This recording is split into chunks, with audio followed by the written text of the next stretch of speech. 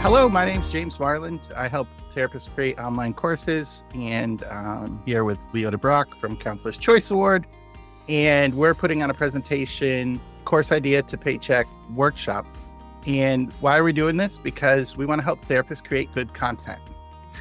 Personally, I got into this because I believe that therapists have a lot to offer, a lot to give, but they get stuck in the steps. They get stuck in how do I do this, stuck in the procedure, stuck with the audio, video, just stuck in all those things. So they shelf it, put it in the shelf, or put it in a drawer, and then other things get buried on top of it. And then other things happen, it doesn't happen. So today we're going to give you some simple steps to get started so that you can start experiencing some more freedom in your life as you do the things that give you flexibility, like create a course that people can buy when you're not in the room. Leo's going to be the main presentation. I'm going to watch the chat, and we'll go back and forth a little bit as we go through. So I'm going to turn it over to Leo. Welcome, Excellent. Leo. Thank you very much. So, like you're saying, idea to paycheck. The idea here is that by the time you're getting through this, that you're going to have a good idea of how to make those steps a reality. For that, a couple of different things. This is specifically for designing and developing counselor continuing education. So if you're looking for things for nurses and things like that, other healthcare providers, we'll still help you with it, of course, but that's going to be my focus. Because of the multitude of steps here, the way I'm going to kind of run this workshop is as interactive as you'd like it to be. If you've got questions, feel free to raise your hand or put them in the chat, and also take times to pause, and we'll talk through things. I've also got interaction moments, questions that I'll ask you, ideas. If you have them, we'll work through them. It is not just a talking head presentation. It's meant to be a workshop. That is to say, if you're one of the people watching the recording as well, feel free to email me if you have questions as you're going along and you have extra materials that you'd like to discuss to either myself or James, because as we're going to talk about later today, James runs a fantastic course itself on how to build courses. That's a lot more hand-holding to get you through this. So that is to say, I'd like to go ahead and do my favorite thing, talk about myself. No, I'd like to let you know that where I'm coming from for all this. I'm not just some schmuck. Well, I am some schmuck, but that's a different case. I'm a licensed mental health counselor and a child mental health specialist here in Washington State. I've been teaching continuing education courses since 2019, accredited ones, which we'll talk about what that means as well. I have live, written, recorded different ones, and I'm teaching through a lot of different modalities and means. But the main thing that I do, the main like meat and potatoes, is that I record either live or just myself talking like a talking head. And then I sell that recording to a bunch of other CE providers who then either say, hey, this is great, I'd love to have a live version as well. Or they just sell the recording for me and I collect, like 25% royalties on whatever they're making. So that's sort of the main way that I'm doing this. And the reason I'm doing it is very similar to James, which is that there's been some really bad CEs. If you're taking this class, you've taken bad CEs. So let's talk about how to avoid that. There's obviously good money in it and things like that. That's why I continue to do it. But what I want you to kind of understand too is that there's really only good money in it if you're good at it and you like doing it. People who are not enthused, do not like to be able to share their material and understanding, don't generally do as well. So you don't have to be an expert in your field, but you either have to be kind of a little bit of a good presenter or do have some information that somebody else doesn't have, because we live in the post-information age, as I like to say it. If you want to learn something, you can find the information. You throw it in GPT, whatever. Well, you need to be able to present something new. So I want to help you transform this idea into something else that you have, something new. And then I'll let James talk a little bit about himself too in his Course Creation Studio, because the reason we're partnering with it in the first place, because it's a fantastic organization. Yeah, thanks, Leo. I love to help therapists earn more money with fewer client-facing hours. One of the things I've seen is therapists often have two jobs. Even here, Leo, you have two, maybe even I've three three, jobs. three, Three, yeah. yeah. Professor, course creator, and therapist. And there's a lot of reasons for that, but and there's many ways to solve this problem. You can become a group practice owner. You can open multiple sites. You can become a teacher. I knew a therapist who remodeled houses. It's just there's multiple ways to solve the burden of the one-on-one session, and you do it in different ways. I help people create courses, either educational courses, therapy courses for their site that extend therapy, or CE courses. So I help people review and create slides and record their presentations. And so working with Leo is it's a great fit because he has distribution and also education, and I have the nuts and bolts of how to do it. And so it's just a great partnership. And I love helping people get their dreams launched. Like one of the things for me um, that that weighs on my mind is watching people like have a dream to do something good, and then it gets buried by the pressures of the world, and then it never happens. It just slowly Mhm. dies. And I feel like there's so much good that can be offered, especially by therapists who are helping people, that, I'm really committed to helping people, therapists and experts, launch their course and get that out in the world while increasing their freedom. So I've been doing this about 3 years, and I run a cohort program and also a done with you / done for you CE service. So that's me. Thanks, Leo. Awesome. Thank you so much. And uh, yeah, I want to point out that you described perfectly how I feel about the healthcare system, depending on the day, which is it's slowly, your joy slowly pulls away, and you look for something new, and then you have three jobs. No, what I mean by that is that uh, don't limit the way that you think about teaching courses as well. So I teach courses to nonprofits like the Scouts, Boy Scouts and Girl Scouts, about how to help kids who are struggling mentally. I teach courses to school counselors who don't know what to do when there's kids cutting in the bathroom. So I don't think about courses as just for other, licensed therapists or healthcare providers as well, but think about it in general as just to other professionals too, because school counselors, they're not licensed therapists, but they have similar credentials and CE things that they have to do too. So James is great for that. He can help you make the course that fits your audience too. Just want you to think about opening your mind that way too, if you've got a specific thing that you have in mind. So, with that, now that we've talked about ourselves, all right, I can get that out of the way. By the end of this workshop, we're going to first go through addressing some of those common issues, where you're going to know how to pick your CE course topic, which is sometimes a little more complicated than you think, how to engage, how to teach this stuff more effectively, understand the CE requirements. That's going to be our meat and potatoes of today. It's the reason why I'm talking so fast at the beginning, is so that we can get through this boring stuff to get to that. And then I promise I'll start talking a little slower. And then how to build your CE course using our different templates and things like that to work around some of that. So those are the main goals here over the next couple of hours. For that, the way I've broken this down is going to be by doing different parts. And I put them in a specific order for a reason you'll see here. So first we need to talk about the just do it. We have to talk about the elephant in the room, which is that I can look you in the eyes and honestly say, you've thought about doing a CE. Otherwise, why would you be here? But you've also probably tried and failed. I can say that about myself as well. You've probably just aren't sure exactly where to start. And there's going to be some major pitfalls you need to talk about. So just like how you talk with your clients during your very first meetings about like disclosures, and that there's going to be burnout and there's going to be no-shows, and you can't ever say there's going to never be a no-show. I'm going to do the same with you and about this project of making your CE.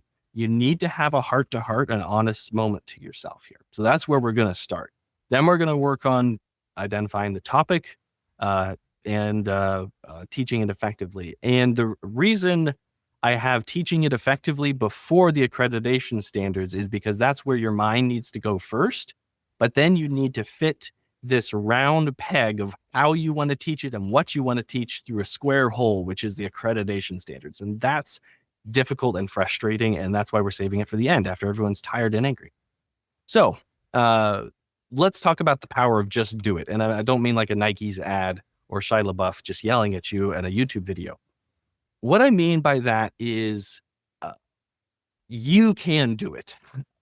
Who can provide continuing education courses? If it's accredited, you just have to be an expert in your field. The way that's normally interpreted for the accreditation standards is you have a master's degree. You don't even technically need to be fully licensed, but you should be. You could have an associate license or something like that. Not every CE provider is going to allow you to teach with them, but anyone can teach CE credits, but they cannot be accredited through a body unless you have at least a master's degree or a significant amount of experience as a licensed healthcare provider. So on my own website, I have a bachelor's level chemical dependency counselor who teaches 3 wonderful courses because he's been working in the field for like 20 years. So he knows his stuff through and through. And he's, currently in school for a master's degree anyway. So that is okay. But to be accredited, normally it's not, unless you want to pay through the nose or something, it's not a single person that's accredited, it's an organization. So like I said, I've been teaching CE since 2019 and I sold them through a bunch of different organizations and was getting scraps like 25% for each sale. Eventually, I had so many courses, I have over a dozen, that I'm just like, I should just start my own company to do this. And sure enough, I already had a company going, which made it really easy. So that company is accredited, not me, the individual. So who can provide CEs? Anyone experienced, but who can get it accredited? Any organization that's gone through that as what's called an ACEP or an accredited host. So I'm not seeing any questions in the chat, so I'm just going to keep on rolling here, but now's a good time. The common issues that I see, and I want you to take notes here, write down what you think will be your issue. Be honest with yourself. What are going to be the blocks for yourself? Is it going to be that I'm too busy or it's not worth my time? Should I focus on building my caseload up, or should I focus on building my caseload down so that I have time for this and not accepting as many clients? I want you to take a couple of minutes here and think about what are them. The most common one I see is I'm just too busy. Like I love the idea of doing it, but I don't have the time or the energy. I have either one or the other, but never both. Mentally, I think a lot of people put themselves up on a pedestal in that it's too hard to do because they want to create some masterpiece, some majestic course that is the crux of all of their knowledge. It is the Eucharist of all this different stuff that they've learned in their. No, don't make it too hard. Make a 1-hour course that just has the basics. So that is another thing of just do it. Just make a 1-hour course. Just make a blog if that's even too much too. Just like if you can write down into a 1-pager everything that you think that someone should know. And the other big thing that I've noticed too with making it too hard is, as James mentioned, I teach courses to undergraduates and graduate students. And I've kind of realized that unfortunately, a lot of mental health counselors don't know some of the basic research that's been done in even the past decade, much less the stuff that's been done in the past 20 or 30 years. I've got counselors who still call it ADD, and I'm like, we haven't called it that since the 80s because that's based off of a fundamental misunderstanding of what it is.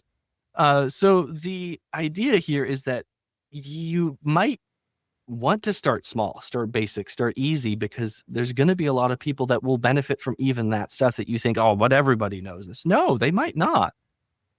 I see someone posted in the chat there too. I appreciate a big fail, like you're afraid to fail, and it doesn't feel good too to put your heart and soul into something and then realize no one really wants to learn or do this. And that's where I want you to start thinking about, why do you want to do it too?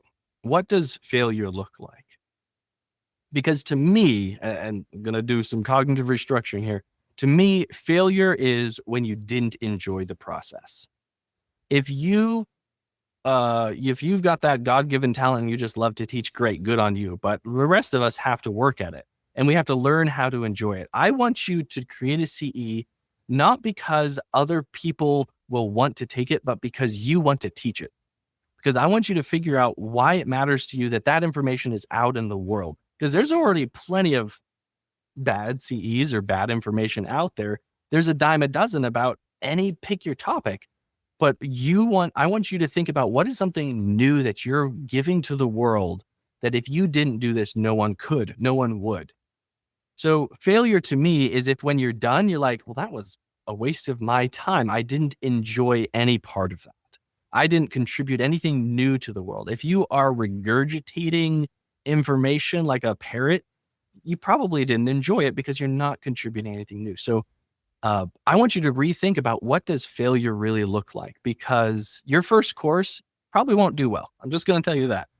It's going to be clunky. I look back at my course and I'm like, oh, right. Like, obviously I wasn't using a green screener like that or anything of these fancy video or stuff. I didn't know how to do any of that. It was me in an echoey room. And, I maybe sold, I want to say like 50 different ones. Different people bought it. And then I should feel like I should give them their refund back. It's okay. Because I did, even though the format wasn't great, the presentation was clunky and unprofessional, the material itself was something new. And that's what really matters at the end of the day anyway. Does anyone here feel like they're bad at public speaking, or is it just me? Okay, cool. Public speaking, 94% of people, or is it 96, have a fear of public speaking. It's more than spiders. It's the greatest public fear, most common fear that there is. That's where I want to offer these different ideas here for how you think about CEs. Because a lot of people think of, oh, I have to present in front of a room in front of 50 people. No. CEs nowadays can be podcasts. I've got a colleague that does it that way. They can be written. I'm not a big fan of written ones. They aren't super popular. And of course, they can be just you talking to yourself. Just record yourself presenting the material. Pretty easy to not have to public speak. Now, I can't record a voicemail without stumbling over my words, and that's okay, because at least then it's genuine and honest, and they're not a robot. It is okay to not be the best at public speaking, because there's different formats that you can do this in until you get comfortable to be able to do that. Does anyone have the issue where it's like they don't feel like they know enough to present it formally or in front of people, where they're worried? Yeah. And okay, thank you, Kaylee. Yeah. So it's almost like you have to figure out a way to be able to make it make sense to people, right? You don't want to present them this fire hose of information in a way that they're just not going to understand. I had a science teacher, fantastic teacher, and I'll never forget this. He used to work on nuclear submarines. He was a nuclear engineer, super hyper intelligent information. I don't remember anything from that chemistry class because he was just so high level all the time that I was like, so what's a mole again? Like, what is molarity? Like, the point is, I want you to practice. I want you to think about these things and break it down into individual steps. Because it's the same with teaching anything. You can make courses that have beginner level, intermediate, and advanced. In fact, some accreditation standards like National social workers require the course to be described at its level. So if you want to make a really advanced course, do it, but you make sure that it's labeled as advanced so you don't get people complaining like, everything about this is over my head, because it can be. I don't like teaching the basic courses very much. It just feels almost remedial to me. And I have no joy in it. So I try to teach the intermediate and advanced ones as well. I'll leave the basic stuff for as like a 1 hour quick thing that I make people to take before they take the intermediate one as well. And then imposter syndrome kind of bleeds into that too. Everyone gets that every now and then, and that's okay. You just have to keep moving forward. With exactly. And Deborah, you got it exactly right. Like, the courses will teach you later on how to make a good course description, but you should have in there, and accreditation standards kind of requires it, depending on the accreditation you choose, it has to describe what level it is as well. Kaylee,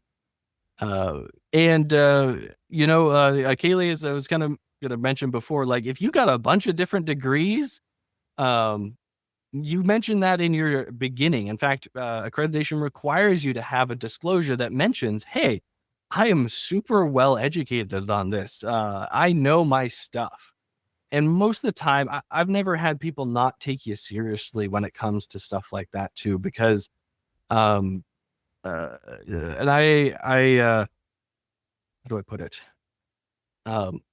Most of the time people are pretty genuine and they just want to get the information. That's why they take the course in the first place.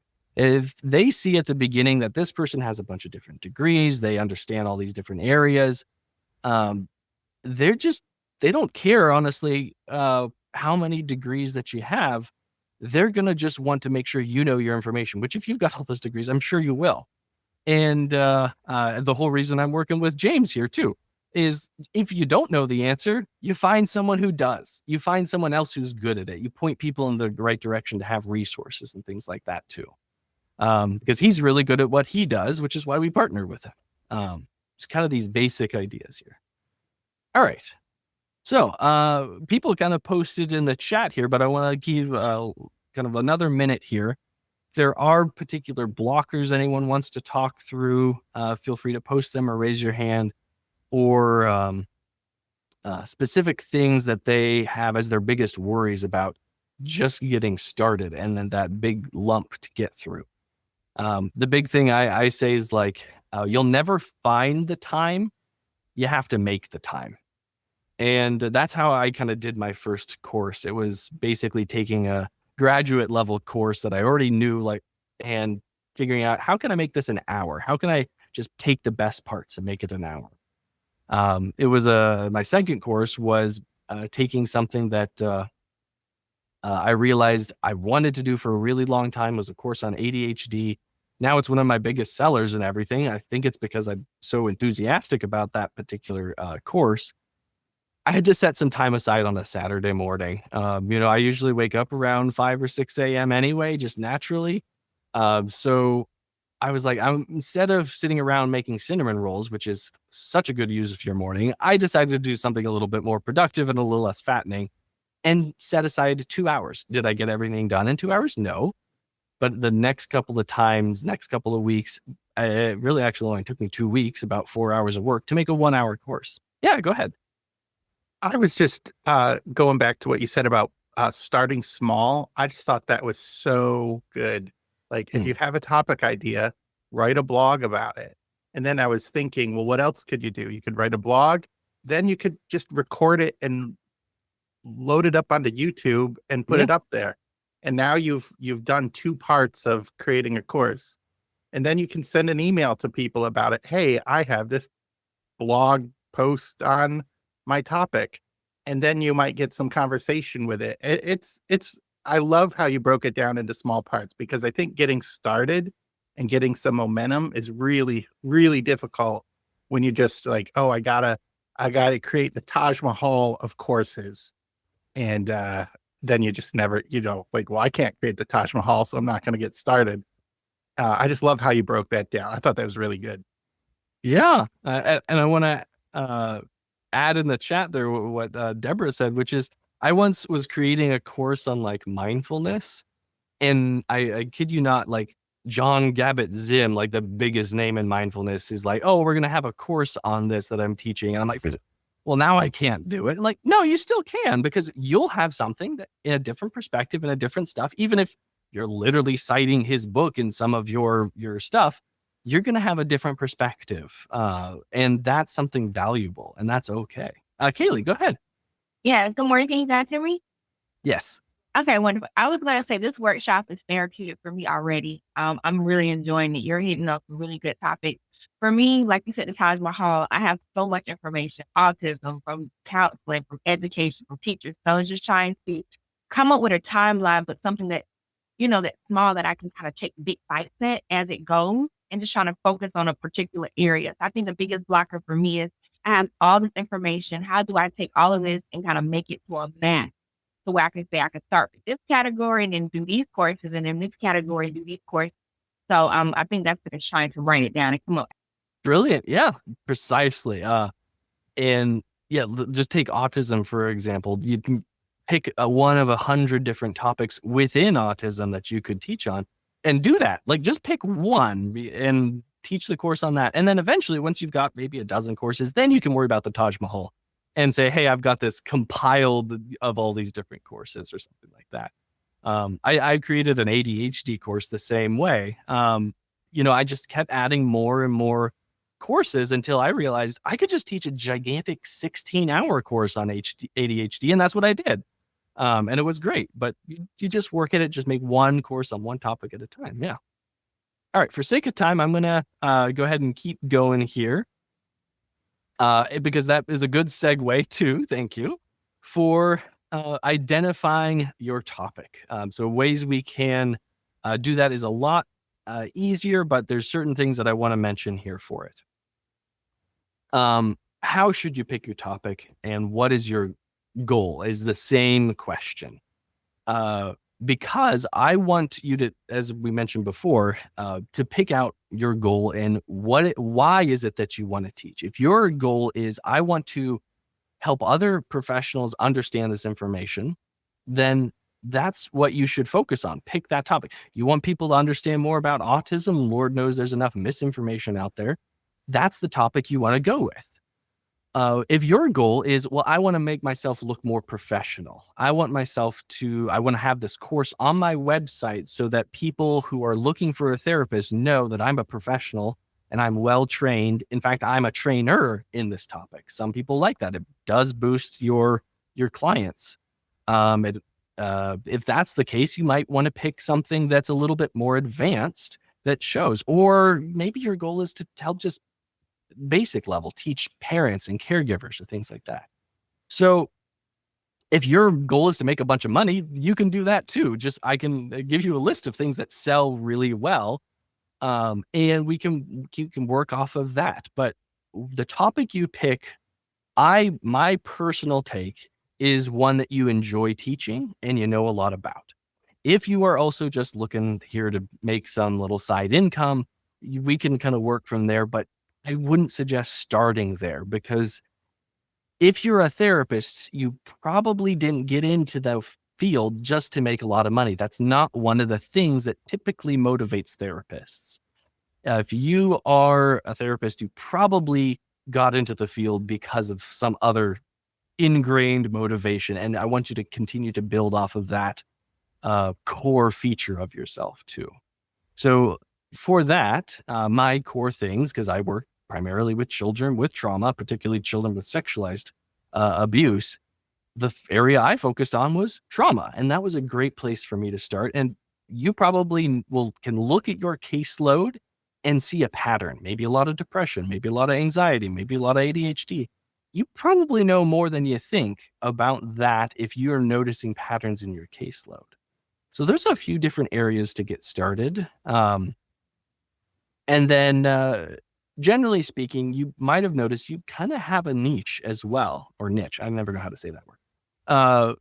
If that's the case, and you do have that, run with it. Most of the time, that if you are actually looking to make big money anyway, you're going to have to find your area of expertise and get known for something and then start building off of that, making more and more courses off it.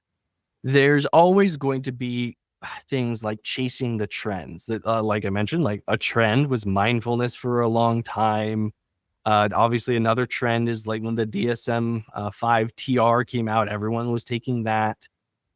There's gonna be these waves you see of everyone makes a course based off of this thing. Obviously, when COVID hit, there was a bunch of courses on how to do asynchronous therapy and all that, or online therapy. I wouldn't suggest, particularly myself, you can, if you really want to, stress yourself out, chase those trends. The reason for that too is that it might sell really well for a while, but eventually people say, okay, well, I've learned enough about that, and attention goes on to the next trend, and you're just always gonna be one step behind, no matter how fast you make those CEs, just because of how long the accreditation process takes. So a lot of times people, that's where they want to go, and by the time they're finished, the trend is already halfway through. It's not really a good idea. So the other area to think about is like, what kinds of courses do you take? That's going to be something that obviously is one of your interests if you're taking it. And I also say that because people take courses because of it's where they struggle. It's a vacuum in their knowledge, right? It's what they're looking for. But also I want you to think about the kinds, not just the content, but like, do you listen to podcasts? Do you prefer written form so you can kind of do those between your no shows, or do you prefer recorded for that reason? Or do you prefer live? You like something in your face. Obviously, if you're here now, you prefer live as opposed to watching the recording after. But I want you to think about that too, because the modality is also going to be important for how you identify your topic, because some topics are so much harder to teach in certain ways. Tell you ADHD for sure is one that's really, really difficult to teach in a live setting oftentimes, because there is such a vacuum of knowledge. So you have to plan extra time for questions and things like that, because people come in sometimes with a literal list of questions they want to ask during the presentation. So how you want to teach it is going to, and what kind, not just the topic, but the type is also going to be really important there too. So I'm not seeing any questions in the chat yet, so I want to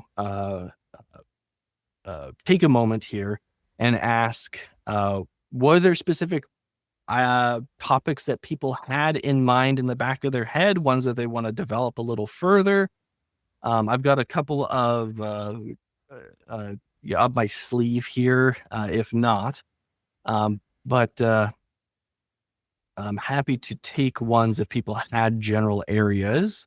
A specific thing for looking at finding topics or ideas is sometimes you just go find your local library of CEs and start looking through the list. And if you're like, oh man, there's a course on, let's take autism, because we're running with that here for a second.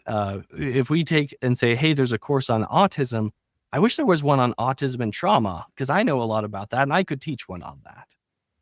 Another way, you can just Google topics and say, yeah, these are all good, but I wish there was one on blank. Kaylee's saying professional development. Good place to start as an idea here. A good topic. The next part of brainstorming that would be to narrow it down specifically, because professional development, that's a big topic, right? That's really hard to say, hey, I want to take a course on professional development. You'd want to maybe pick something specific within that too. Deborah, I'll go ahead and let you go too here. Before I heard you say not recommending necessarily going with trends, I did a quick chat GPT, what are trends, in mental health and counseling in my field, which would be grief recovery, that I could use for creating a course. And I like to just share the headlines because I think they would apply to multiple areas, but it gave me ideas on directions to go. So But one was trauma-informed approaches, somatic and body-based practices, Mm. digital delivery and hybrid support, psychoeducation and normalization, integration of faith, spirituality, narrative and expressive techniques. And I'm working on a course on grief journaling. So I'm like, oh, that sounds good. Nice. Peer support and group connection, microlearning and emotional self-regulation tools, data-informed personalization, which I don't even know what that means. Compassion-focused and self-compassion models. And I like all 10 of those could apply to any topic. And I'm like, oh, wow, that just gives me lots of great brainstorming ideas. I will tell you what, I've done the same many, many times here. And honestly, just typing into GPT something as simple as I teach continuing educations to mental health counselor, brainstorm some good ideas, it'll give you some really generic things like that too. And then I can say, well, I want to go trauma-informed care beyond the basics. I like that, but how about for those also suffering grief, who are maybe children too? Be more specific about the CE idea. So even with just GPT, it could throw out something that might trigger something else here.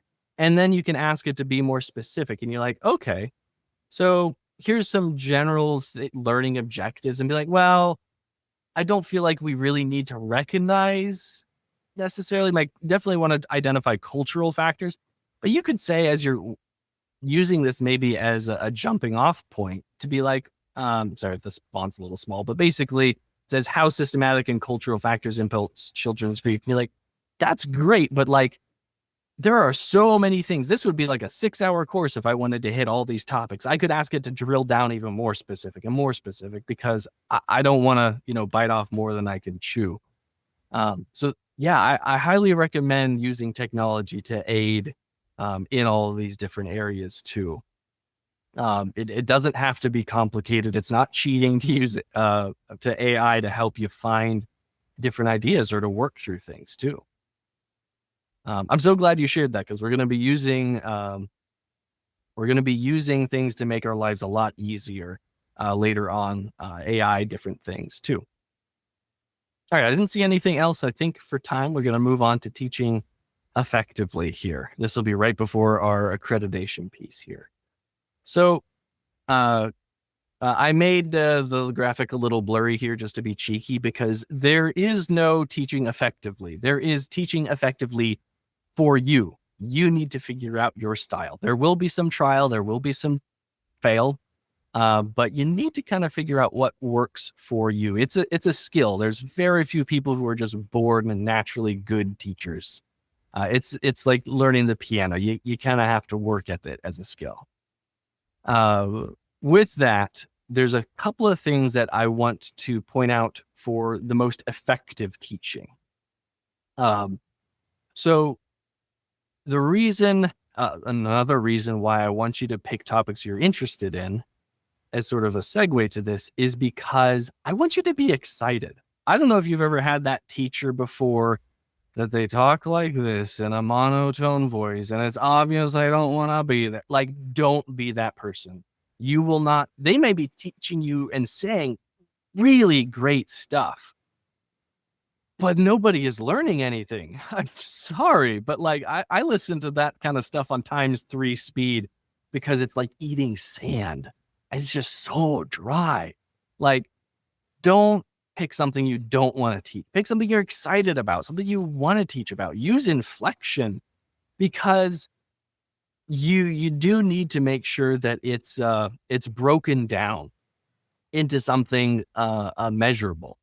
So we could teach about grief and different use of touch and feel and body sensation, somatic things.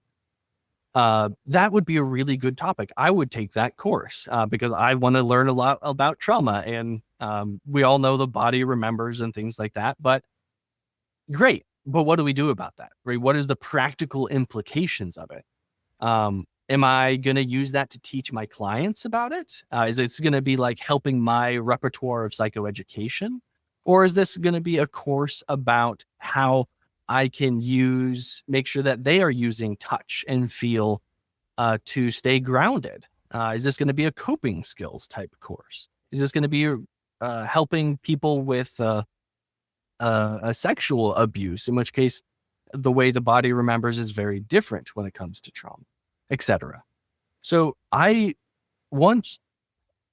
when you see people who know a lot and are really excited about something, sometimes you see these people swinging the other way with their topics, which is that I have people creating courses that it's kind of like ping pong. Like they have like 6 different things and they're not all related, and they're jumping from topic to topic. And I'm like, there needs to be a thread here. You need to, before you start to teach effectively, pick the things you want to teach and talk about, and find how those are all related to each other. And if one of them is not like the other, not related, save it for a different course. That's okay.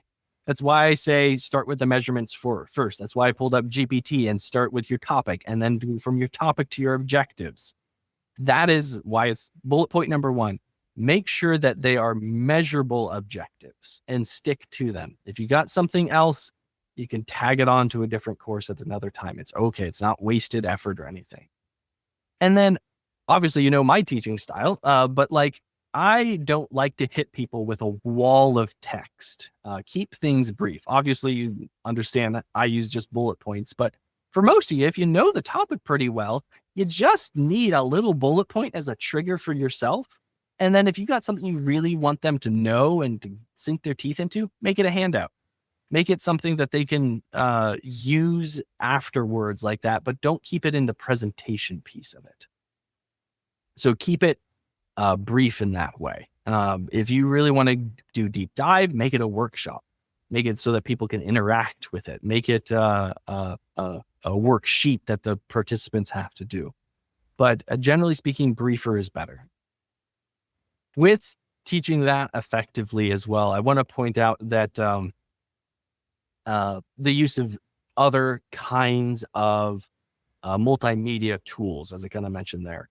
So there's certain limits on things, especially if you want to be accredited, plus just being a decent human. Don't like put someone else's entire video in your presentation, and not like, just don't do it for starters. That's some problems with copyright law if you're doing that for starters. But you can take snippets from different videos. That's fine. I do it all the time. I encourage you to do that. Take a snippet, but never more than like 2, at most like 8 minutes. And if you're having it that long, talk about it. Like hit pause and say, hey, this is why this is important, or go in a little bit deeper. But videos are great. Just hitting play on a video is not.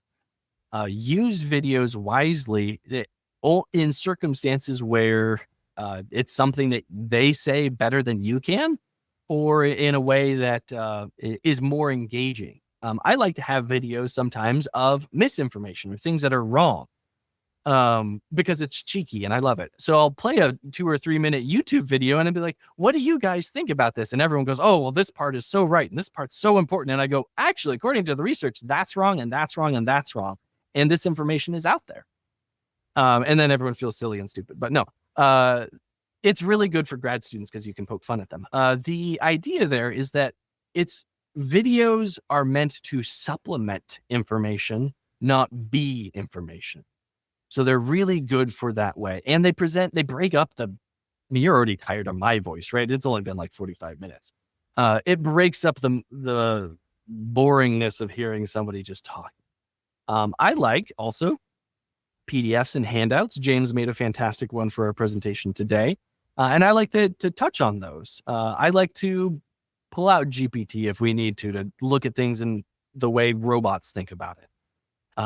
I like to be able to have these different ways of presenting the information, because there's a lot of research here in how people learn. Some people are talkers, some people are readers, some people are writers.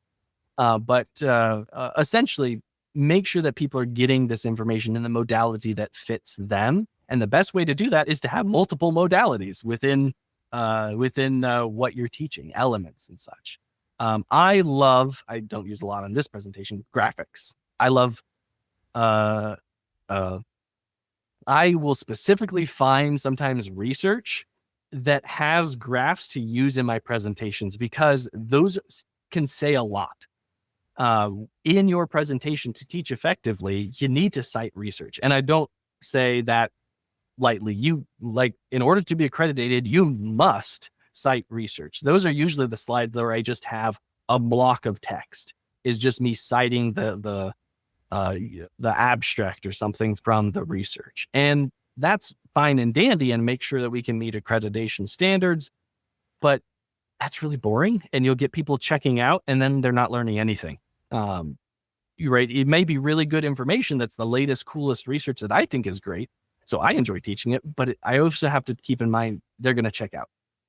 So find research that has graphs, find videos, find anything that works for you. Cartoons. I like jokes. My favorite joke in the whole world. How many therapists does it take to change a light bulb? Just one, but the light bulb has to want to change. All right, and there's great applause.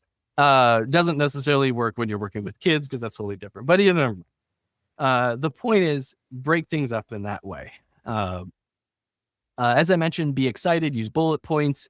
When citing research, the effective way to do it besides graphs is to give me the down low. So for accreditation standards, you need to have the research itself, ideally like the little bit from the abstract, which will be a nasty long wall of text. Don't just read the slides, for the love of God. If your participants can't read, you got bigger problems. Don't just read the slides. If there is a research article, tell us about it in your own words. And that is okay. But you also can have up on the slides what word for word, what the researchers said for accreditation. The other thing is, with all this, is that last one, again, me being cheeky, don't be perfectionistic. The idea here is that you will always go back and want to add more, add another slide here, or tweak this. I know therapists who spend longer making sure that their Canva or PowerPoint presentation looks just right, or the lighting is just right, or their hair is done the right way, or they've got the right time. No, don't. Just focus on making good material. That's your primary concern. I have had to tell people, you are allowed to spend 30 minutes making it look pretty. You can add in your graphics, your pictures, you make the background slide kind of look fuzzy, but you get 30 minutes of your life that you will never get back making the presentation look pretty. But at the end of the day, that's not the most effective use of your time. You'd most effectively be improving or making the next course as opposed to spending another 2 hours making this one just right. I know that's satisfying and it looks good, but it's going to be way more satisfying just being done, regardless of the fact that it looks great and it has misspellings or there's little things you want. If you have to, just allow yourself some time and don't go beyond that. At the end, making it look pretty. Okay, I've said that piece. I'm a little bit of a soapbox on that because that's where a lot of people get tripped up, is like they just never finish because they just don't like a picture in it or the way the certain thing works. I've already kind of talked about the types of courses. Handouts, I want you to think about this in terms of copyright too, because there's certain things that you can use as handouts, even if they're copyrighted to a degree. And let me be clear about that too. For example, especially in continuing ed and higher education, you're protected under certain fair use of copyright if you are using it for educational purposes. So in other words, I could show you the Gottman book Here and Now that I paid for and show it to you for educational purposes, so long as you're not taking copies of it and not going out and buying your own. I could show snippets of it and things like that. I could give you handouts from that book as well. Which I do for my codependency course. And that's fair use because I'm not reselling it to you, although I did sell you the course. But I am selling you that plus my added material, my interpretation, my version of the Gottman relationship house for the codependency course. That is allowed. So you can use handouts for that reason, even if they're copyrighted, because it's for educational purposes and you're not reselling them. You'd still sell the course even if you didn't have that particular handout. And in the course, if you point them towards more information and more research on Gottman or whatever you're taking that handout from, that's fine. What is not okay is copy and pasting all of that, somebody else's material, which does happen. That is not okay. You can take snippets or pieces and link people to go purchase more, and that's fine. But you cannot just copy and paste people's entire life work and then start selling it on your own. And I can't believe I have to say that, but you do. And then the other piece for that I want to mention here is that there are one-on-one trainings too, and I host them. So especially if you're afraid of talking in groups or you don't like the idea of being constrained for time, and say, I don't want to have to make this topic 3 hours. I want a free flow. I want to talk. I want to, and if it ends up being 4 hours, if it ends up being 2 hours, that's fine. We do one-on-one trainings for that reason. I believe James has talked about doing that as well, where you would have an audience member of one, so that at least you're not just talking to a wall, which it's really hard to teach a wall, trust me. The idea there is then you also have someone to reflect off of, and you're not constrained for time, and you can let it free flow. And if you want to talk a little more about something, and if it ends up being 2 hours and 15 minutes, that's fine, because you didn't promise people you'd be done in 2 hours or something. So that's always an option too, something I didn't mention before. And if you are interested in that, talk to me or James, and we can schedule something for making that happen. But that is really a good way to get started for your first course as well. If you're not quite comfortable talking in front of a group, or you're worried about the technology, audio, etc., things like that too. All right. Any questions so far before we talk a little bit about technology as well? I'm gonna be honest, that was also my skill, just so that I could take a drink. I love my tea. What can I say? The idea here then, oh, go ahead, Deborah. Is it possible to make accredited CE courses that are recorded, are accredited by somebody, but I host them and market them and Yeah. something like that? Yeah, happens all the time. I do that myself with a lot of other people. So and we'll talk about that on part 5 for selling the course a little more. Okay. But the answer is yes. In fact, that's the most common way that I do it personally now, because I don't particularly always teaching live. I like to teach a little bit here, a little bit there between my no shows, and I can just record myself for an hour, and then I have the recording, the video recording. I'll send it to James, and he'll do edits, add in a little intro, maybe a little outro or something like that. Add the transcription, make sure that it's met accreditation standards. And then I get the copy because I'm the accredited body and I'm selling it. So then you get 35% royalties if you're selling with me, a little less if you sell with other people, but for anyone who sells the course. And then the way I do it, and a lot of other places do it too, is I'll give you a coupon code where anyone who uses that coupon code, I'll just give you 75% of those sales, because most of my expenses are marketing. Oh. So if you're right, so then you just link the course on your website or other places and say, hey, go take the course. But the course has to actually be hosted on the accrediting body website, essentially. But you just link to it. Other places I know, they have special links. So if you use your link specific, because it's got the little QR code, it works. But I found that it doesn't always work, because sometimes people come back to it later, not using your link. So then you don't get it. So, but anyway, the point is, yeah, that's in fact the easiest way to do it. And I highly encourage that, because you can just record a little bit here and a little bit there as you go, depending on your mood for the day, or because you woke up at 5 a.m. on Saturday and you just wanted to do something productive with your time. Great. Thank you. Yeah. Kaylee, go ahead. Yes, Leo, will you guys be talking about how to get those larger accreditations like ASHA, like those larger companies to kind of pay attention to you when you want to do certain things like that? Is that something off the little overview kind of talk? Yeah, that's literally going to be our next part. You are Yay. exactly where I want you to be. Hey, I was following your outline. I love it. Okay, thank you. Yeah, I'm glad you're asking those questions. This will be a perfect segue here. I do want to touch here a bit on like recording. It's not as scary as you think. If you have Microsoft Suite and you have PowerPoint, there's a little button on top that says record. It's as simple as you just press that button as long as you got a working microphone and camera.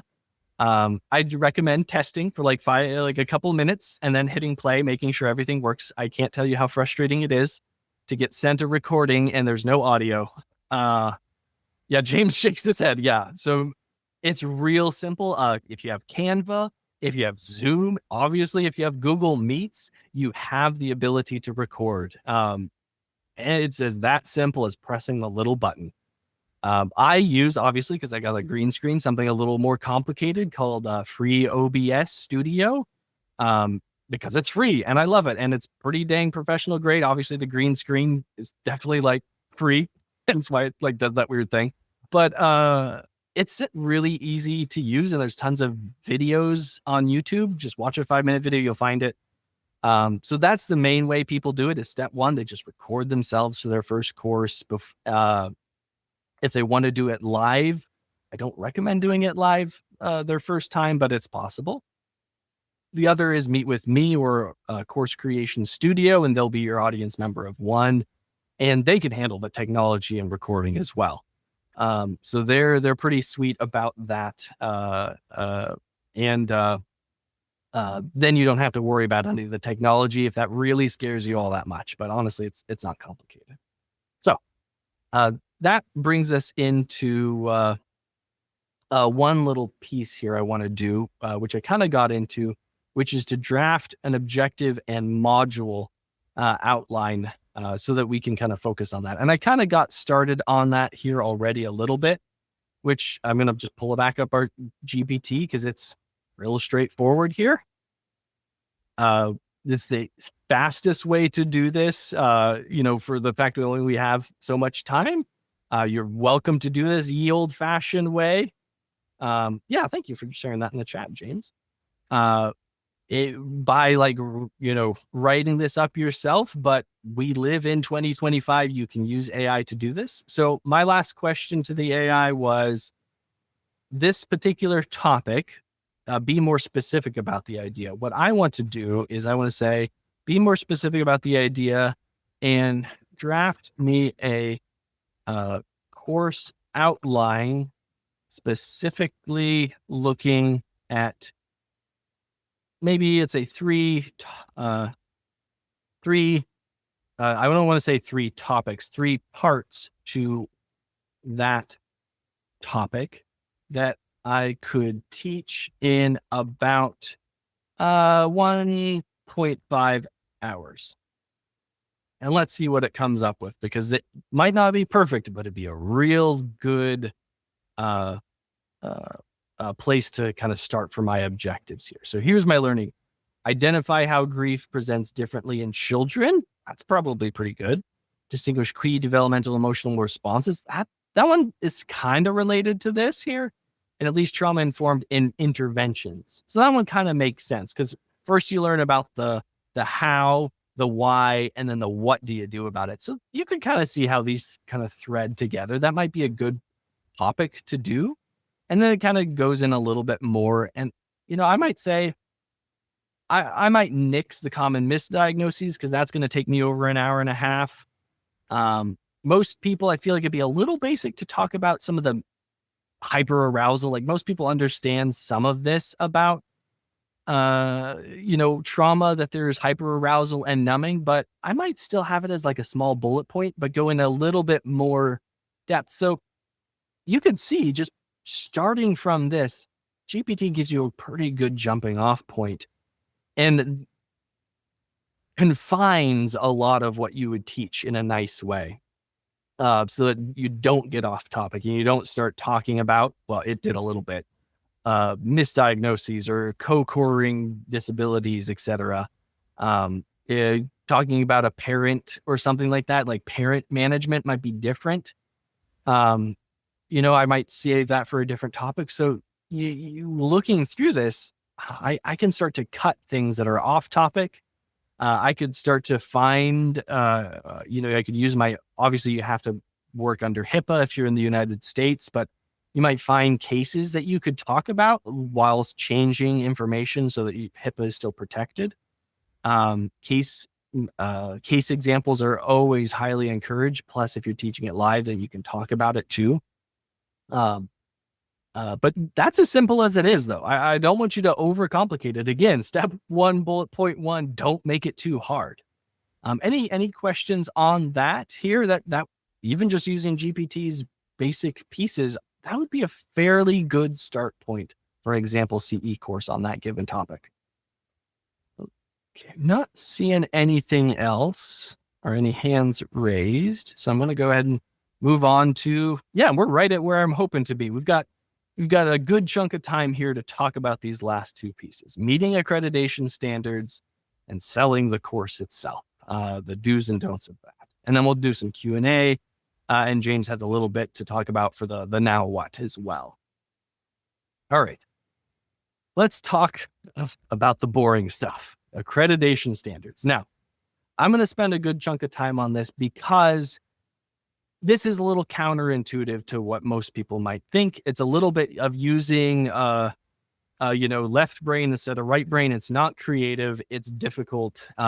There's a lot of do's and don'ts about it. So the first thing I want to say before talking about this is these accreditation standards are musts. They're not I can fudge it or I'll get around it this way, or I kind of talk about it.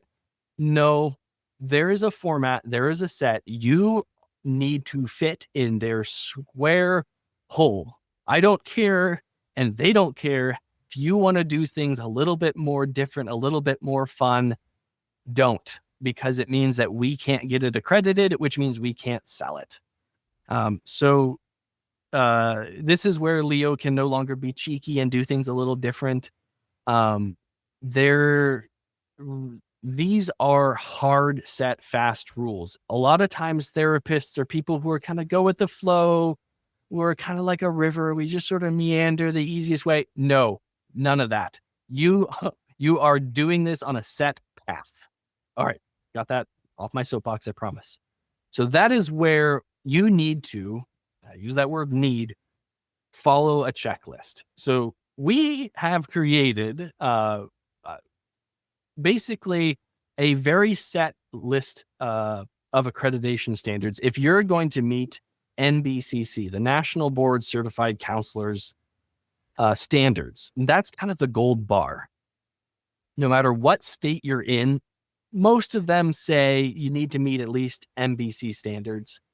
There are other accreditation bodies, ones for alcohol abuse, drug dependency. There's ones for National Social Work of National NASW, National Association of Social Workers. All of those, if you are meeting NBCC, you're meeting all these other lesser standards too. So I'm going to teach you the gold standards because that means you can teach in any state and in Canada, but it also means you can teach to anyone, and you already meet everybody else's accreditation standards, and you don't need to learn each and every single little organization standards. If you take a CE and it's not accredited, you didn't get a CE, you got a piece of paper. It can't be used for your licensure. And I see that happen all the time to even my colleagues who should know better, who have been working in the field for, decades. They didn't get a CE and if you're on the East Coast, if the CE broker sees that, that doesn't count. You can't use that when you go to renew your license. So you need to meet these standards. Our checklist, which we'll show you in a second here, it's also in your handout. There's a link to it. We'll make sure that you meet all of those. And then we're going to go through like a template here. And I've got a few other notes about it. So for that, from your handout, would have looked a little bit like this. Got a creepy guy smiling at you. And you're going to see the very top one. It's going to be the CE review checklist. Yes, I know. and it'll take you to this. This is awesome because as long as you've got all this and it's organized by slide type. Now, some of us are like, well, I don't like to teach using slides. Too bad. You won't be accredited then. It has to have that. You have to have the presentation slides. It's different if it's written. Written ones are just not popular anymore. I'm sorry. People who do take them statistically don't actually read them. They just take the post test. GPT can answer all the questions through the post test, or they're already posted online, which don't meet accreditation standards, by the way. So I'm just going to pretend written ones don't really exist all that much.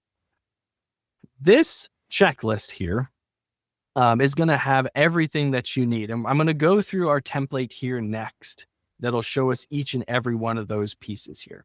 But we're going to go ahead and talk about each one briefly and where people get tripped up, which is that you have to have a course title. You don't have to have a subtitle, but you do have to have your full name and your credentials, your active license. Now, the accrediting body will need to actually also have your license number. Because they have to go to, Washington State Department of Health board and check to see if that's an actual active license number. Right? I have to do that. So I have to have your license number, and I have to have it posted somewhere on the website. So it doesn't have to be in your slides, but I recommend that it is, because the person who's selling your course should have that.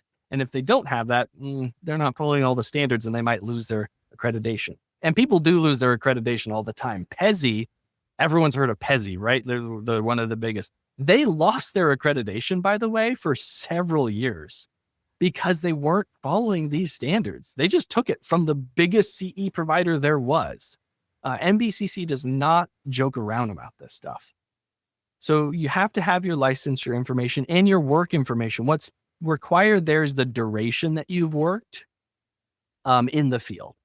So if you are a researcher or something and you haven't worked at all, that's fine too, but you have to have your work experience. Again, maybe you're not comfortable sharing that information. Too bad. Then it won't be accredited. And then your highest level of education. You don't need to give your whole, thanks for highlighting it. You don't need to have your whole life story there. I do, because I care about myself and I like talking about myself. No, but you legally do have to have your highest level of education, and then your contact information there is optional. And then when it comes to the bio slide, it just has to be professional. Again, that's just accreditation standards, that it can't have a lot of frivolous information in order to hide the fact that you haven't worked in the field for 55 years or something. So it just needs to be succinct in that way. There's a conflict of interest, and I'll show you on my template here shortly. There's specific wording you have to use in order to stop yourself from getting sued, and also because accreditors need you to have that so that they don't get sued. So there's that being said there. All of that information here, the disclosures, your bio, the introduction to the course, really you should be spending 5 minutes on it. That's why you may have noticed I talk really fast at the beginning. That's just habit for me at this point, because the time you spend talking about the disclosure and disclaimers and all that doesn't count towards the actual CE hours. Let's zoom in a little bit more there. The CE hours themselves has to be under, ideally under 5 minutes, but it really shouldn't be really more than 15 at most, because that time does not count towards the CE hours. Now, the minimum CE hours breaks a lot of people's hearts, is an hour. You cannot have, for NBCC standards anyway, some other ones allow it, a course that's a half hour. Doesn't count. And then from there, the actual time that counts towards CE starts once you start listing out your objectives. So you can't talk about yourself for 45 minutes, have 15 minutes of actual material. That doesn't work. That's only a 15-minute course. And then it needs to be a minimum of 3 objectives, 1 for every additional hour. So a 2-hour course, it has to have a minimum of 4 objectives. And I really recommend being as close to that minimum as you can, because if you are trying to fit in 6 top objectives in 1 hour, something's gone wrong. No one talks that fast, even me. And the objectives have to be listed in a certain way as well for accreditation standards. It's a learner will be able to, because they have to be measurable. And then ideally you have this information slide or introduction slide that says, now let's get into the content. I did the same thing for ours here. And then again, the introduction, you want to keep that short as well. As we mentioned before, with effective teaching, summarize the topics. And then one of your sections should always, well, I'm going to say the word need again, needs to be the latest research. If you have continuing education that doesn't have the latest research, it's not continuing education. That's what it really needs to be about. Maybe your topic is so specific that there isn't a lot of recent data. Whatever is the most recent then. And I'm going to show you how to do that here. Find the most recent information, but you need to have, for accreditation standards, research that is within the past 10 years. And this is where also people start to hate me. If you have a CE course that's been up for 10 years, they should take, like whoever is hosting it in order to meet accreditation standards kind of has to and should take it down, because the research has to be within the past 10 years. And if the course is already 10 years old, it's no longer the latest, greatest research. So every time you make a course, it's got an expiration date on it. Because think about this. If you're presenting the latest and greatest research, it took about a year for that journal to publish it. And it took another year for that researcher to do it. And it took another year for the ethics review board to approve it. So by the time you're citing research, it's already research that's 4 years old. Like, even if it's the latest and greatest. So if you're publishing research from 10 years ago, from 2015, that research is actually already 15 years old. So you need to have some research. Now I'm going to show you how to do that. Most of us, if you went to get a master's degree, you probably have, through your home institution, lifetime membership to their library. Most institutions do that. If not, just tell them you're alumni and the librarians there will help you. They're usually pretty awesome individuals and get less funding than the sports team for some reason. But anyway, the other way to do that, if you don't know how to use PsycInfo, that's kind of the gold standard for finding good research, is going to be the cheap, dirty version of doing it, which is Google Scholar. So let's do that here. I'm going to pull that back up. I'm going to go to, Google Scholar. And right there, first hit is Google Scholar. Now, Google Scholar is not the best.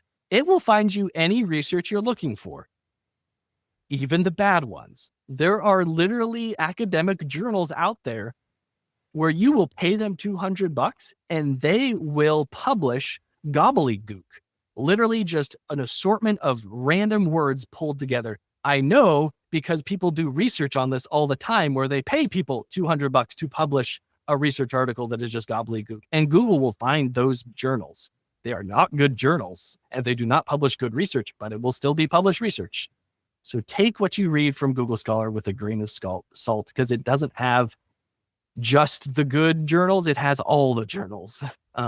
So let's take that one we were talking about. We were doing that with Debbie.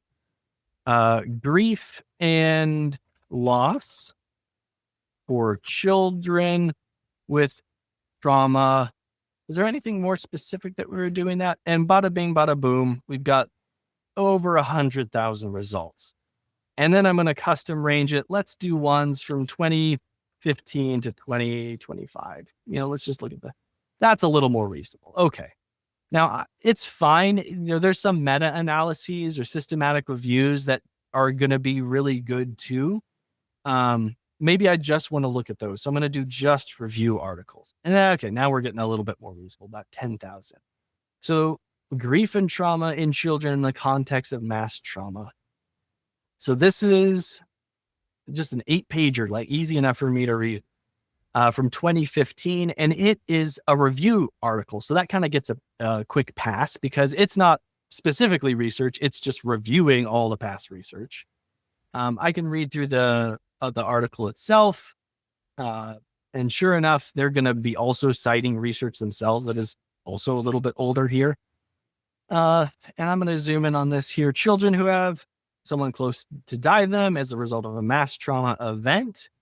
Because trauma becomes complicated. Yeah, no shit, Sherlock. And there are promising interventions. Advanced multimedia interventions are needed to address. Okay, great. And then I can go read and see what sort of interventions work. And then I'm going to cite that in my article or in my my presentation according to, and all I need to do is cite, and there's APA format, and I can put that in my article. Done. Easy as that. Like I said, don't make it hard. Yes, your article has to have some modern research. It's not that hard to do. This particular journal, Current Psychiatric Reports, I've never heard of that journal before. I might go read a couple other pieces of research from them briefly to see if this article, this journal just publishes anything and everything, or if they actually publish good stuff.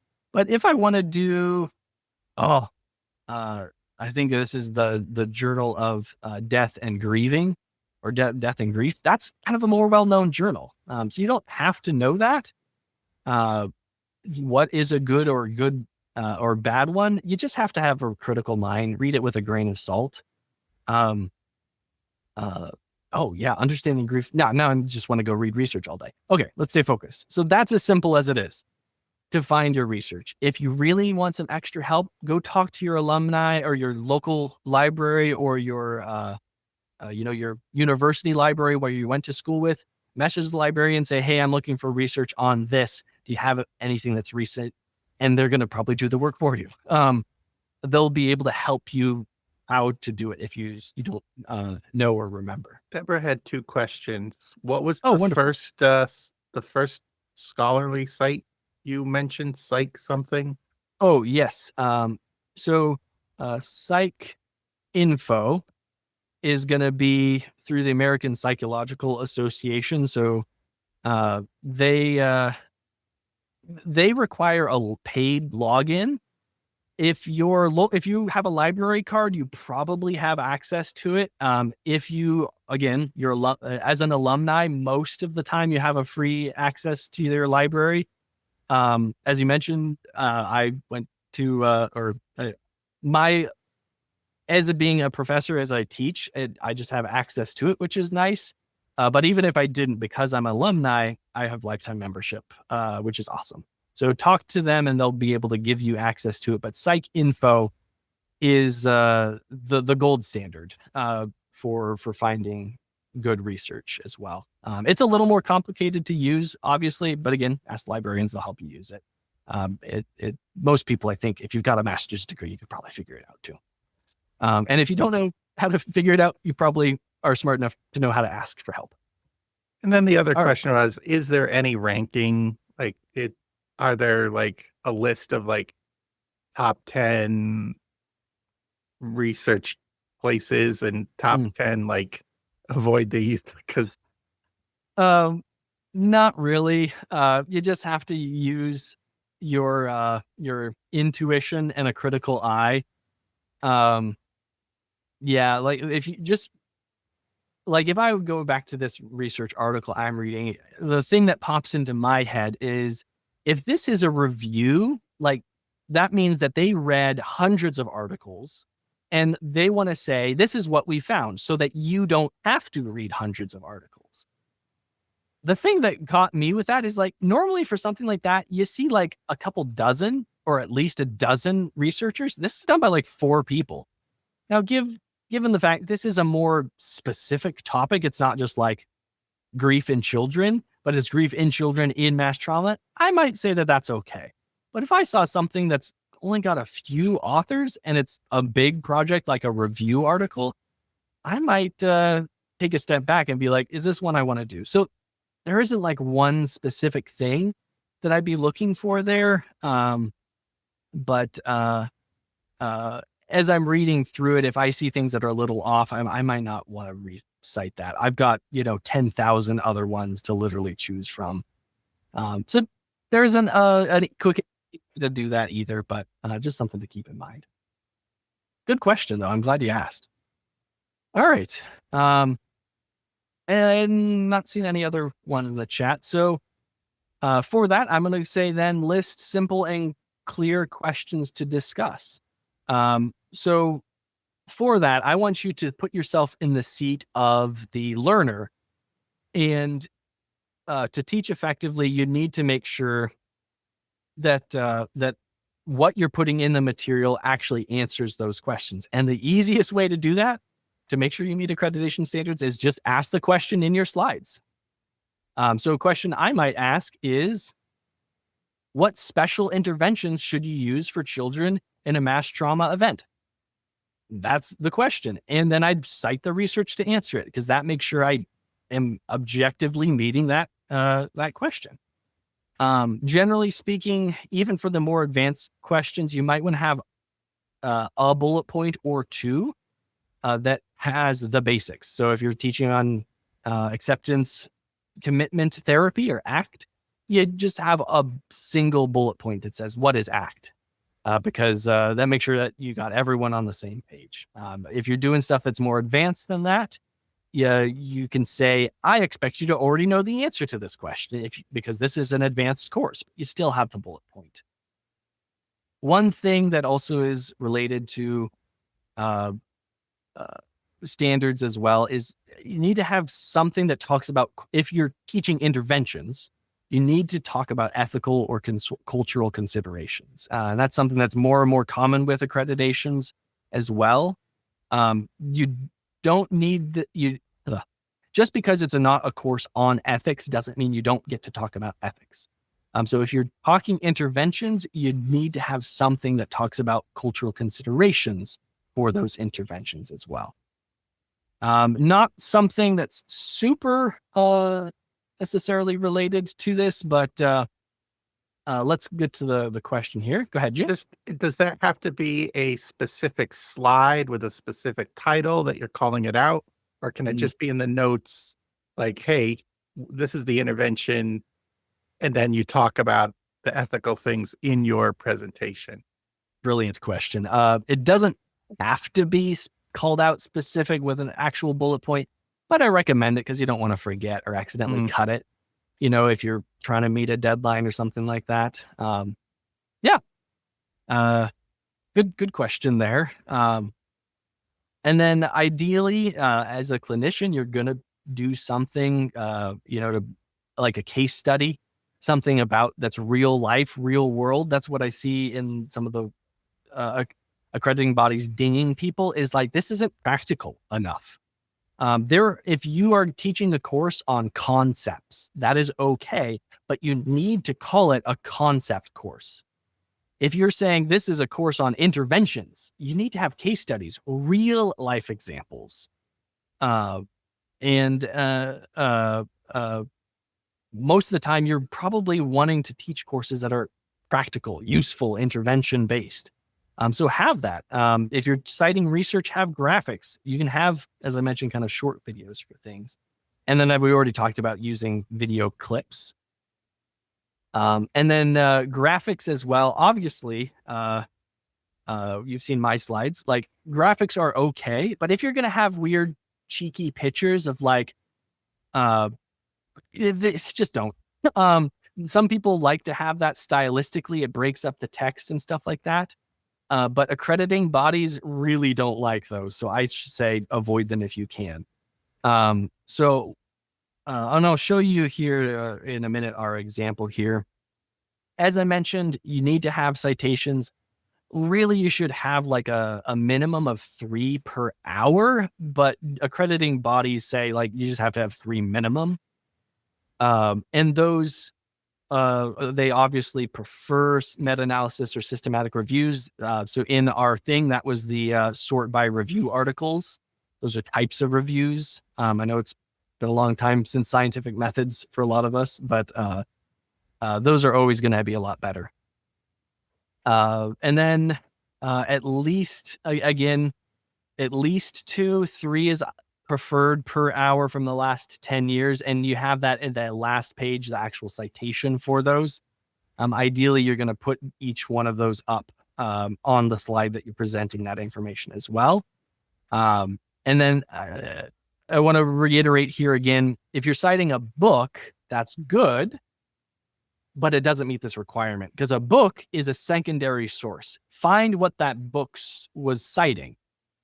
Ideally, if it's a good book, it's going to be basing its information in actual research. Go find that original research that it's citing in that book and cite that. And then generally speaking, accrediting wants you to have takeaways and a summarization slides as well, like an in conclusion. But really, for those conclusion slides here, you're going to want just 1 or 2 main takeaways. If you forget everything else, this is what I want you to remember. Also, just generally keep those. Thank you. And that marks the end of the CE.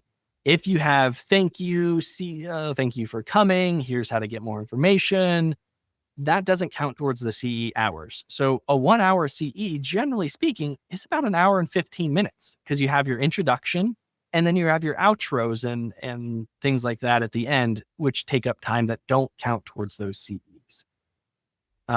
Further resources would go on this slide. Again, that doesn't count. That's not content. That's redirection. And then obviously if you have it teaching live, you have to have like a time for questions and things like that. But the time for questions don't count towards the CE thing. And then the extra materials, we're going to get into that in a minute because I want to leave time to go back to that particular handout that you got so we can go over my template here. There we go. So here is, I'm going to actually pull it up this way, my template. Bada bing, bada boom. All right. So this is available in your slides, and I've just put together here for you, as simple as it is, what it needs to be. And then the next slide is my version of it. So this is an actual course that I've actually used. And I've got the title and the subtitle and my full name and credentials. Same thing as you need to do here. Then the next slide has to be the bio information. And I've got my full name, credentials. So it's the same checklist, but it's already put into a template for you. And then there's my example of this. View, it's a wall of text, but I've got all of those different things. I don't like having walls of text, but this is what I'm required to put in. I have to meet highest level of education, place of education, and the other relevant information about my lens, my view of the world. And then this is the legal disclaimer. This is how it works. Because this is a class on interventions, I have to say, this is for serious matters. I have to say that this is not for the general public. If you don't already have a degree, you're in the wrong class. If you, I do talk about cases, live actual cases, but I change names so that things are different. I have to say this. So literally, just copy and paste this. That's fine. That'll meet the accreditation standards. But generally speaking, this is what has to be said. So if you copy and paste, that's going to be. So this template it's dirt simple. But what I want to kind of show you next here is that the type of, so you notice the graphics here, the graphics then match with the section 1. Section 1 has the little road. Section 2 has the little unhappy smiley face. So I'm not putting in random pictures just for the sake of putting in a picture. Accrediting bodies generally don't like that. They do make the slides look prettier. I'll agree, but just something to keep in mind. What I do here for the way I present this particular course, you're not required to do it this way, is question-based. It's kind of Socratic method. Now, never mind that Socrates was forced to drink hemlock and he was killed for the way that he taught. That's the way I teach. I say I have a couple of questions. This is on ACT. And does it really work? What if they don't like it? These are questions that I then am answering in a bullet point format. And then I have a graphic. This is how ACT works. I have summary of the research and then a citation. And this is it. Again, a wall of text, but this is what I'm required to do. But because I read the article, I can just talk about it. And then it kind of goes like that. You talk about the topic, you talk about the questions, you talk about the research, you talk about the questions, you talk about the research, and it just follows step by step like that for each topic that you pick. Really, that's all there is to it. Then you have your takeaway. Here is my takeaway, just a little bit longer than I'd really like.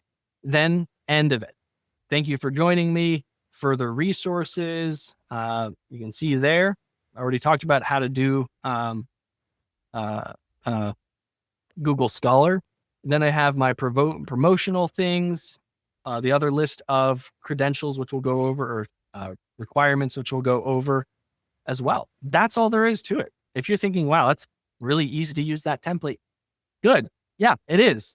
You just fill in the information and fill in the questions. Hell, you can copy and paste the questions GPT had. As long as it's you presenting your information, your material to that. Any questions so far before we go over some of these last little accreditation? Oh, go ahead, James. Yeah. So I noticed there were no pictures, like no photos. Is that a no-no, or is that just your style? That's just my style. It's okay to have some pictures, but as you may have noticed, a big mistake I see people doing recorded is you need to have room for your face. Like, your video has to go somewhere. So you might have noticed with my presentation here, I put the little graphic in the corner because I know that's where I'm going to sit my face the whole time. So if you fill the whole thing with pictures and information slides, it's just like a practical thing for when you're doing recorded videos. Make sure there's someplace to put your face. So generally speaking, I don't have a lot of pictures because I'm putting my beautiful mug there instead. And people would much rather see that anyway. So yeah, it's not a no-no. Totally. My preferred way is like your slide number 18 there. It's like a little bit of picture with a little bit of the, well, I don't know if I see it anymore. It's like a half picture with the 3 bullet points on the right. I find that very appealing. Yeah. That would be okay. Yeah. And again, do something that fits your style. Like this is how I teach and it's what's worked for me. But as you're making courses, you're finding something that you like. That's what's most important, is like that you enjoy it. But just also keep in mind, accreditation doesn't care what you enjoy at the end of the day. So cool. Thanks. Yeah. Right. So there's the few other things here. Yeah. Thank you. The extra materials required. You are required to give a course description. In that course description, ideally you have something that mentions the level. If you're accurately describing the course, you're probably providing that anyway. But what level is the course? Base, beginner, intermediate, advanced, or it is for the general public. Obviously, you need handouts. Or you're not required to do handouts, but I highly recommend it. And we would need copies of those handouts.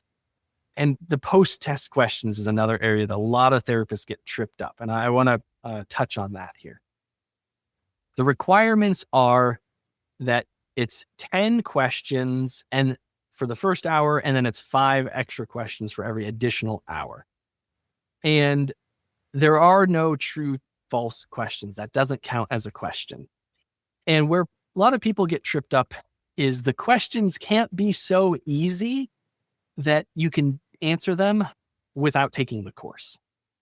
But they also can't be so hard that, as the accrediting body describes it, is they cannot be burdensome.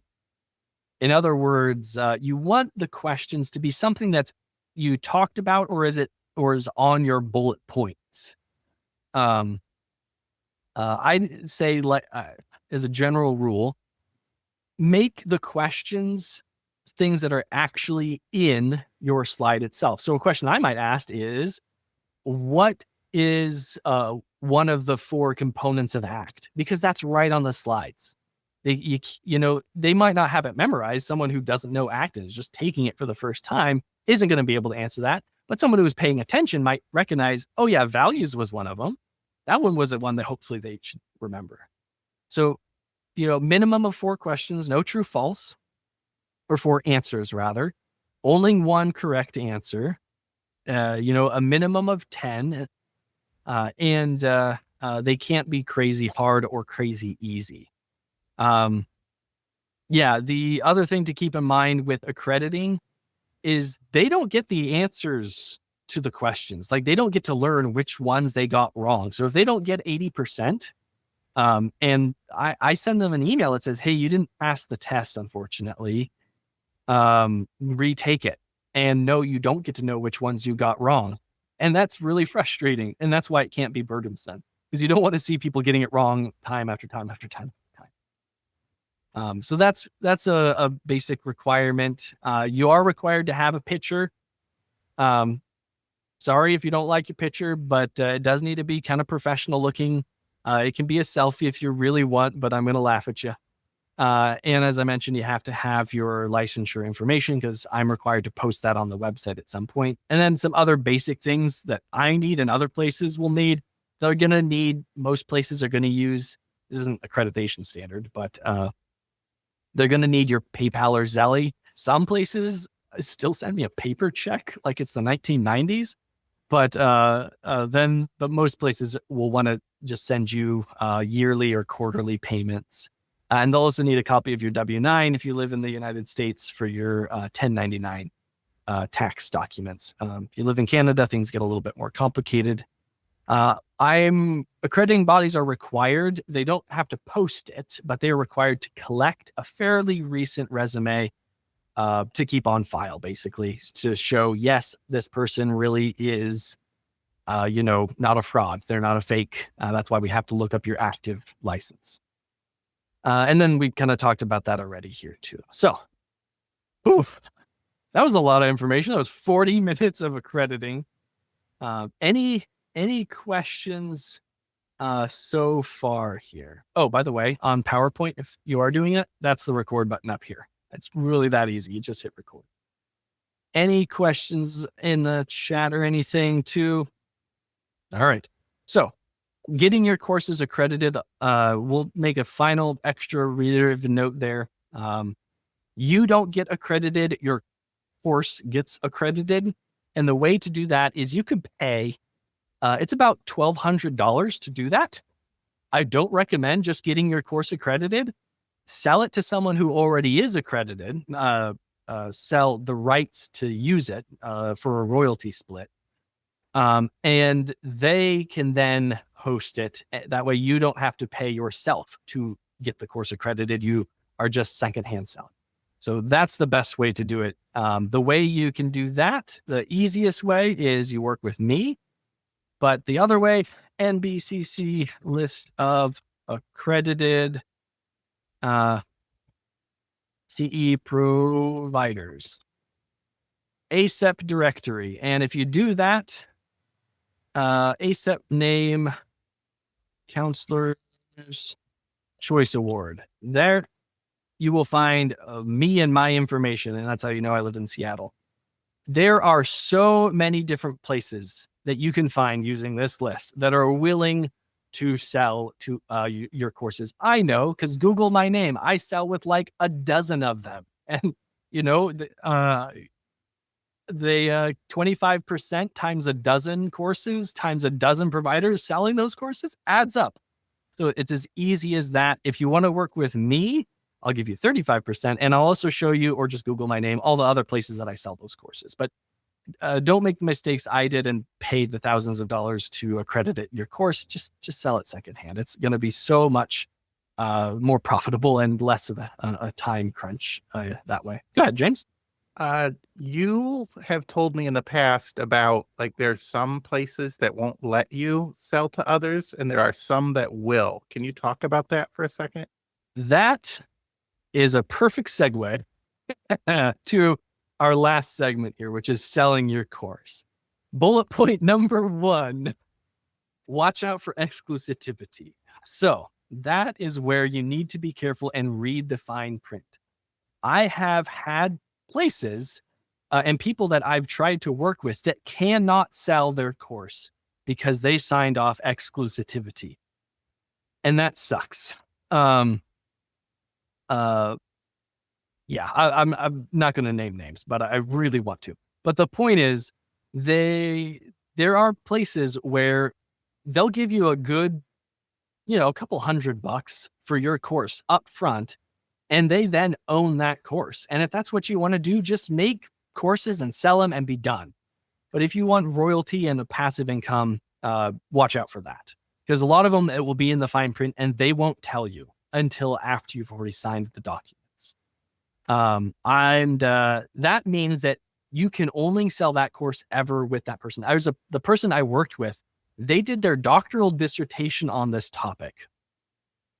And then they made a CE course about it because they wanted to teach people. And now they can never sell that course ever again to anyone ever, nor a related topic to their life's work, their doctoral dissertation. They can't even make a related topic. And on top of that, the person that was selling it, that they sold exclusivity, no longer wants to sell it, but they still can't resell it because they signed exclusivity. So now their life's work has been smothered. Oh my God. So watch out for that stuff. There are sharks in the waters.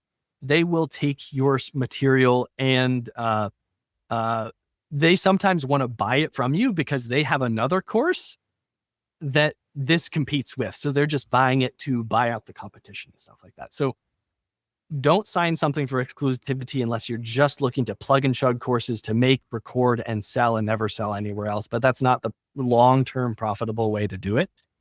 Some places will offer hopefully that answered your question there, James. A royalty percentage, which means, every year you get 35, 25% of sales. Most places, 25 is kind of the going rate. Or they'll give you an honorandum. That would be like, we'll pay you $400 and we'll sell it at our site.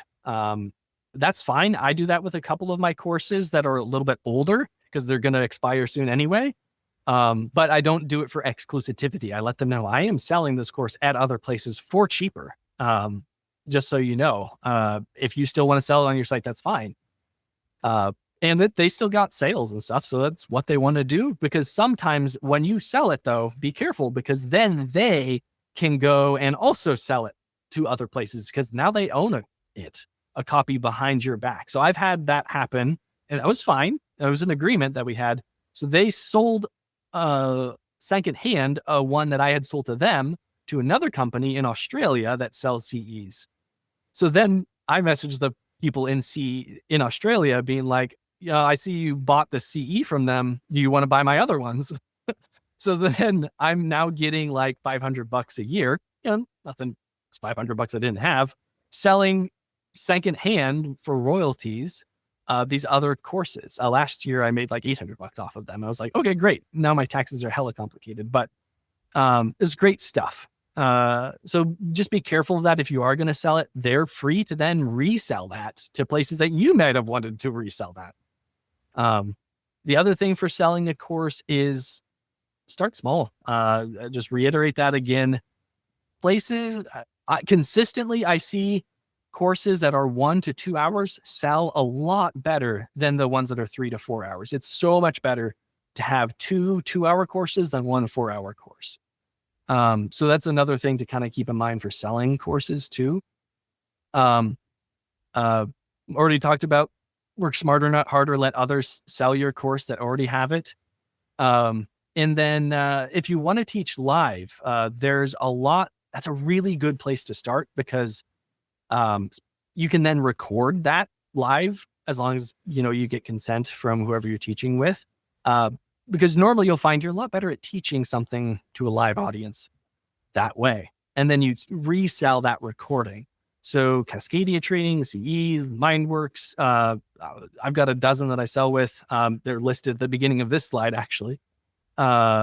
Those are all great places to start. Good Therapy, they'll give you like $300 honorandum Sometimes it's $400 if it's a little bit longer. You just teach for literally an hour. $300 an hour is a pretty good going rate. And then they take that recording and sell it, but only to Good Therapy therapists, people that are contracted with them, which then is great because at the end of your presentation with Good Therapy, you talk about your other courses at other sites. So anyone who takes that is going to know, oh, I really like Leo. He's enthusiastic and weird like me. They'll find it that way. So that's why it's okay to do some on random, some live once you get going. Start small like that. And it feels really good to have, $300 in your pocket or something like that. And start to learn to get comfortable. And they'll take care of all the technology and stuff too, which is great for getting comfortable. And then of course, start with blogs, linking stuff to your website and stuff like that. I'm going to ask if there's any questions here. Otherwise, I'm going to hand it over to James to talk about another piece for creating the course and the now what. Marketing description is really easy, I will say. Just put it in GPT and ask it to be more specific. I generally have a course description that I say, make it professional. That's the one I post on the website. And I say, make it fun and cheery and personable. And then it will spit something out. And then I make edits because I don't like sounding like a robot. Simple as that though. Really doesn't need to be hard. All right. Well, now comes the now what, which is kind of James' component here. The one thing I will say, if you forget everything else that you learned from me, is have an accountability buddy. I think James would be a great one to do, and it is a good segue, but it works. You are statistically like over 70% more likely to succeed at doing this by having someone accountability buddy, someone you check in with, someone who can help you, someone who's done this 100 times before, someone who's going to nag you in the right times. If you forget everything else about what you learned in the past 2 hours, have an accountability buddy.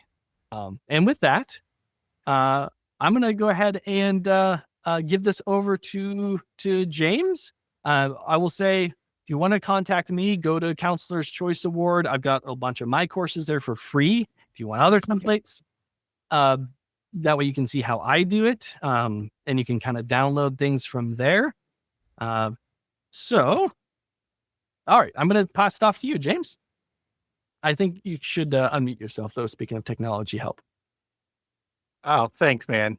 Thank you. See, my buddy right there saved me from an embarrassing mistake. Do you see my screen? Yeah, every thumbs up? Okay. So what I do is I help therapists earn more with fewer client hours. And one of the ways that you can do this is the CE courses. If you want to spend a little bit of time with less client-facing hours, you can work on creating courses. Let me show you this will have to be emailed to you. I do not have it live yet, or it's not in the menu. It's done for you CE support services for therapists. So with this presentation, with Leo's expert advice, the checklist, and some of the template, you could certainly get everything done by yourself. But if you need some support, somebody on your shoulder, I can review the check. There's 3 levels. Review the checklist with you, stitch the video together for you, and do some minor slide edits. Or I can be the person in the room with you where you record, and then I'll edit the video for you. So there's like 3 level, like preview, I can polish it up, or partner. I like cats, so there's always a cat in my slide. I don't know. Yeah. Anyway, so you can just pick your level of support. Do you want somebody to like look at the documents and do the checklist? Do you want somebody to polish up your slides and then stitch the video together? Or do you want somebody in the room with you? And so you can just read what's there, and just pick your level of support. Because if the technology is not your thing, if the video editing is not your thing, or you just, I don't want to spend an hour checking all the boxes on the checklist, and I want somebody to review it for me, I can do that for you. So there's my link.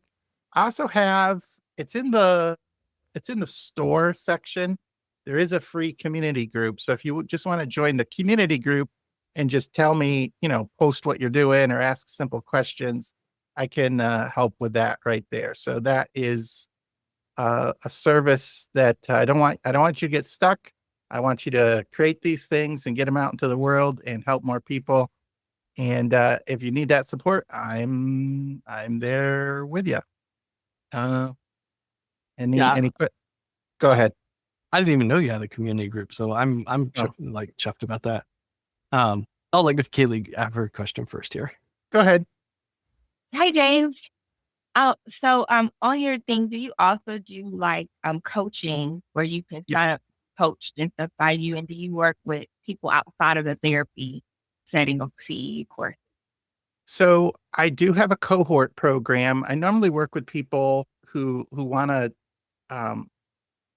who are therapists or in the helping field, who want to create that course that will take a little bit of the one-on-one burden off for them.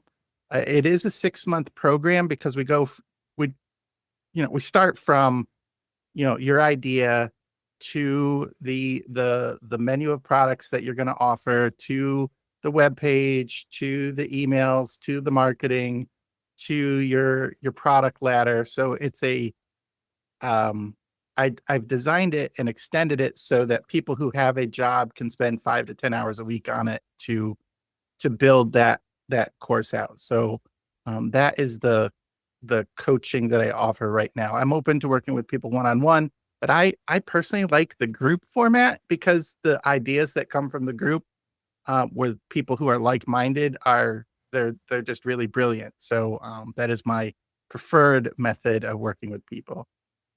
What problem would you need solved with a coach? So for me, I'm thinking therapy, but I know Leo tapped on something very big about your passion, what you're excited about, what gets you going, what you want to teach. And so for me, I have my own nonprofit in South Carolina. So nonprofit work, and then education. I love teaching in the educational field as well outside of therapy. So that's just another mini component. So I'm just trying to figure out how I can carve out my own way with, partnering and of course making connections, but I'm not going to say trapped, but limited to just therapy or the therapeutic world. Yeah, because the therapy world is great until it doesn't work for you anymore. Like there's a lot of ceilings and limits and barriers there. So yeah, that's part of what people who are using the cohort right now are not necessarily making therapy courses. They're making like therapy adjacent coaching courses. So I have somebody working on co-parenting, betrayal trauma, and grief. So like that's around their niche that they're working in for therapy, but they're expanding it to coaching so they can help other people, not limited by the barriers of like state lines and licensure stuff. Gotcha. Okay, I understand. Great. Thank you so much, Nate. Yeah. If there's no more questions, I'm going to pass it back to... Well, I kind of had a question then too. I want to make sure I understand those levels correctly then. Because if you have like a presentation and you want full hand holding, like I haven't even like opened up the PowerPoint or Canva or something like that. That's what that highest level is for. You'll do like the full on, like from start to finish kind of coaching on how to create the course. Yeah. I'll take the template and the outlines and make sure that the right information gets into the right slides. I can work with helping you make sure your research is presented in the right way. I am not the researcher. I'm more of the get it all in the right order. And even if you just have a rough slide deck, hey, I just put my outline in, then I can go through and say, okay, you're perfect here. This slide is missing. And then I can add the template slide in there or what is missing, and then they can update it. And then I think the time saver there is the video editing and recording, because if you have a lot of edits and you have a lot of stitched together, it really does take a lot of time. And if you don't want to learn how to edit things and do transitions and maybe even some overlays. Just hand it off to me. I do that work. That's what I was just about to get on to, because I remember my first time learning how to stitch together videos and stuff was not my forte. To have someone like you to just hand all, like, here's my recordings, please make it look good, would have been great. Because even a 1 hour course, you know, if I recorded it in 15-minute chunks, that's a bunch of different chopped edits and stuff. So if you record 1 hour and you want to do edits, you have to re-listen to it for the whole hour. Like and then when you edit it, there's like, 15, it's almost like double. For every hour you do, you're spending another hour editing. So those people watching the recording of this, you'd be grateful now. All right. Well, that about wraps up everything that I had. I'm going to put our contact information back on the screen for anyone. If you've got questions, counselorschoiceaward.com or coursecreationstudio.com to work with James here. I'm happy to kind of see this as a pathway where you've got an idea, you want to polish it off, you talk to James, he finishes the course, gives it his rubber stamp of approval, then the course makes it over to my place. I can put it up, accredit it, and then show you, and James can show you too with this, getting it to other places, which is as simple as sending them an email and saying, hey, I've got this course. I know it meets MBCC accreditation standards because it's already up at Counselor's Choice Award, which is MBCC accredited. And then they'll just give you a Dropbox and that's it. You start collecting the PayPal payments. Once you've done it once, it's really easy to just work with them and say, hey, I've got another course. I literally have an email template for that. That's about all there is to it. I'm going to stick around that we're at time in case there's any extra questions, things like that. Otherwise, you know how to contact us. Thank you all so much for coming though, too. I appreciate you. Thanks, Leo. It was great.